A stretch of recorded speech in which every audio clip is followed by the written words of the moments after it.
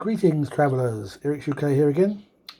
Day 6 of RPG Day 2020 with the tag word forest. And I have to be honest, I was really scratching my head what to do on this one. So I thought I would just throw this little snippet out as a short vid. I find most of the times in RPGs, wilderness, especially forests, tends to get glossed over. You tend to find that the GM sort of describes 3 or 4 days travel. You know, they do a bit Tolkien-esque wordy description. There might be an encounter which kind of drops in the middle of it, and then you get another wordy description and you're at your destination. And I think that kind of well, it's good in one way, but it kind of defies the point of something as cool as a forest in a game.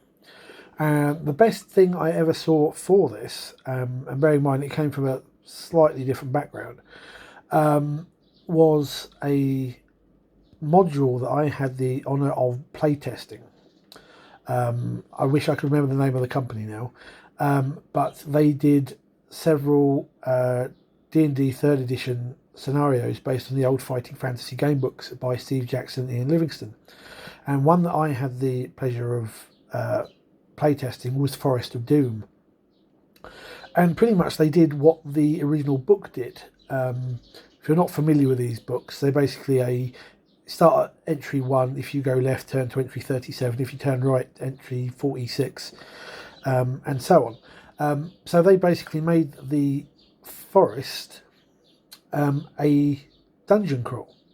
So they took the original map, and the various locations where you would have had encounters or what have you in the original book are laid out. So you have paths going through the forest, and where you have circled number 2 is encounter number 2.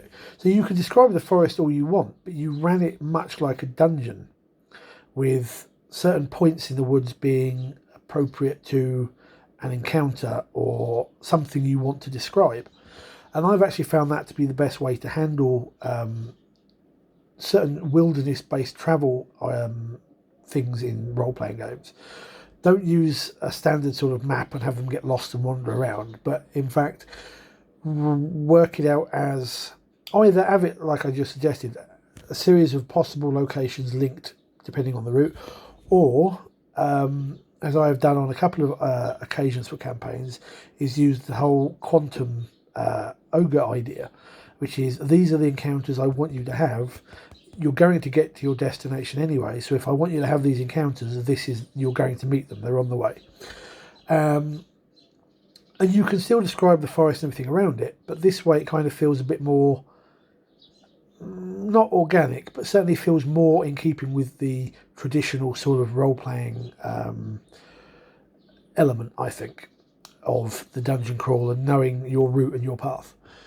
I would like to know what you think about that. I imagine a few people would be would have some different ideas on that. So thank you for watching, and until tomorrow, take care and good gaming.